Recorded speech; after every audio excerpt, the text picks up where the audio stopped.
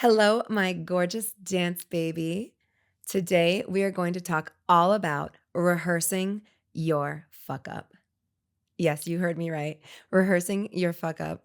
We are literally going to walk you through the exact science behind making fucking up your practice so that when it comes time to actually do a performance or do something that's important to you and you actually have a fuck up, you're going to know exactly how to pivot from it like a professional. So, at the studio, we talk all about getting the fuck there. What that means is you got this. Just get there. Like, don't overthink it. Don't overdo like sometimes people will come into the studio and they'll literally be like, oh my gosh, but like, how do I get down? You just get the fuck down. That's it. Oh, but like, how did you too much? Nope. You just get the fuck up. That's it. That's how you do it. And literally, it can be applied to anything. So I hope actually that you take this with you if you haven't heard me say this before, because it makes sense in so many different ways, like, especially when you're overthinking. But today, specifically, we're going to be talking about rehearsing the fuck up. So in dance, there's so many moments to actually mess up because we're learning choreography. It's fast. We're going through different motions, our arms, our coordination, our eyes, like literally every little piece of us is moving differently and we're memorizing it. And we have people on the side of us to potentially get distracted from. And we have a mirror and we're working on our memory. And maybe we're thinking about what happened that day. So we're managing all these things in our head. And maybe, quite honestly, the skill of memorization perhaps isn't as practiced because remember, memory is a skill in itself. So it's something that we need to practice just as fucking up is a skill or recovering from your fuck up is a skill. So, have you ever heard the phrase of like, just keep dancing, just keep going?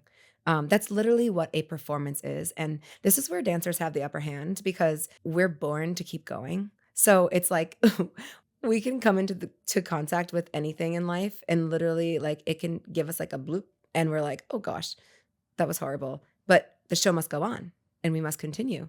And here we go in a 5, 6, 7, 8. So the funny I'm laughing because it like happens so often in routines where we're literally just like, oh my gosh. And if we're showing our inside face, which is like this, oh my God, I just messed up. And like if you're just listening right now, then that face is like, you know what that face looks like. It's like a big, gigantic fuck up face. But if you're viewing, obviously you got to see it. And I talk to my students all the time about put your inside face inside, and your outside face is always going to be like, I just fucked up. And it's literally going to be what helps you so that you're able to fuck up on purpose and fuck up with purpose, I should say. Because it's like, we know perfection doesn't exist. There's no such thing. And it's like actually just such a horrible expectation to put on ourselves to think that it's even attainable. It's not. So if we just get ourselves used to the idea that, gosh, that could actually really happen, then there we are. We're ready for it and we know how to navigate it. So I'm going to tell you a story about what I would probably not even call a fuck up actually, but me during the fuck up was calling it a fuck up. So like think about when you're in the midst of like, oh shit, I just messed up. Your feelings about it are like, oh gosh, like, you're making maybe your body is shaking. My body was shaking. I'll tell you the story in a second. Now with my perspective and like all my thoughts through it, I'm like, wow, like I handled that like a pro. And the reason is probably because of my dance background, because as dancers, we're just so used to moving on, moving forward, keep going. You got this. Okay. And also that idea of maybe just faking it a little bit. We get to fib a little bit when we dance. So this is the story. I don't know if you know this, but I'm a DJ.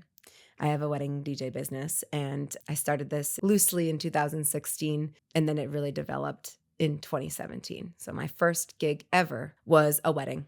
Like unheard of. I don't know any DJ that would even accept that as their first gig because a wedding is such an important event, obviously. It's so there's so many components to it. It's a lot of pressure. There's a lot of moving parts. There's a lot of equipment. There's a lot of people to manage. So it was kind of funny that I booked this gig and my only prerequisite for getting this gig was, "Oh, yes, Chrissy. Yeah, we'd love to have you DJ our wedding. We love your mom." Okay, but like I actually don't know how to DJ yet and I'm just learning and oh, that's okay. We love your mom. So it was literally just like so funny because that is actually what helped me because I literally told them like I was like, I don't know what I'm doing. I'm just learning this for the first time. Like I've never done and their faith in me being able to just do it and like kind of not really caring if there was a mess up, knowing that I would be able to just like kind of get myself out of it. Like that's what gave me the confidence to even say yes to it and to just be like, okay, okay, you got this. So the day of the wedding, thankfully my mom was there because, again, they love my mom. So we get started, and like the first thing that happened was, oh my gosh, I should actually maybe have more than this for equipment. It was like the harsh reality of being like, oh my gosh, you need to get more stuff. And it's funny because at that time I had only really observed, shout out to Scott. I've only actually observed like at this time, maybe like 2 or 3 weddings. Thankfully, I had Scott in my life because, like, he was just so good at, like, the whole showmanship of, like, the emceeing and just, like, what he taught me was always be prepared for something to go wrong and literally, like, have everything that you need for that thing to go wrong, and no one will know. And it's just funny, like, from the perspective of a DJ, like, knowing the dancer trick. So it must be something to do with music that, like, people just are attuned to, like, knowing to move forward. So here I am at this wedding, this beautiful, beautiful barn. Things are going smoothly. We got the ceremony done. We got the cocktail done. I feel, like, pretty good. Like, I feel like, wow, this is going great. And then all of a sudden, I'm noticing that the song on one of my channels isn't coming through. And I'm literally like, oh no, once this song ends, this next song is not going to come through. And I just didn't know what was going on. I now know what that was. So I tell my mom, I'm like, oh my gosh, I don't know what to do. I'm like panicking, like I'm getting the shakes, like my whole body is like really nervous. Like I can't even actually believe that it's happening. People are dancing on my dance floor, like it's looking lit. And I go to the photographer. I was like, hi. I was like, I don't know. Now, part of me remembered this moment in our conversation, our initial conversations with my couple. They were like, yeah, if you can find a point in the night for us all to take a group photo, we would just love that. That would be like such a special memory for us. I was like, this has got to be my moment because there was actually nothing I could do at that moment other than let my stuff reboot. So I literally got my microphone. And as that song was ending, I was like, all right, ladies and gentlemen, at this time, we are going to do a giant group photo. And literally everyone was like, yeah, like they were so excited, but none of them knew that I was literally having a heart attack, except for my mom and the photographer. And I was like, okay. So all I did was I got my composure. I grabbed the mic. I made a gigantic distraction and had them super excited about taking a photo. I used my other skills to do that. So my skills of, being around people, dictating a room, commanding attention, getting people excited about something. So my skill in that moment of like my rehearsing my fuck up moment was being able to rely on all my other skills. So literally, they all went outside, they took this photo.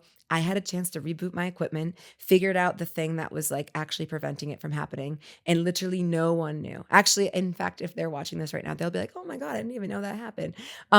Because that was the other thing is like, and Scott, obviously, like we were talking about this too. He was like, and if anything happens, no one will ever know because you'll be so prepared.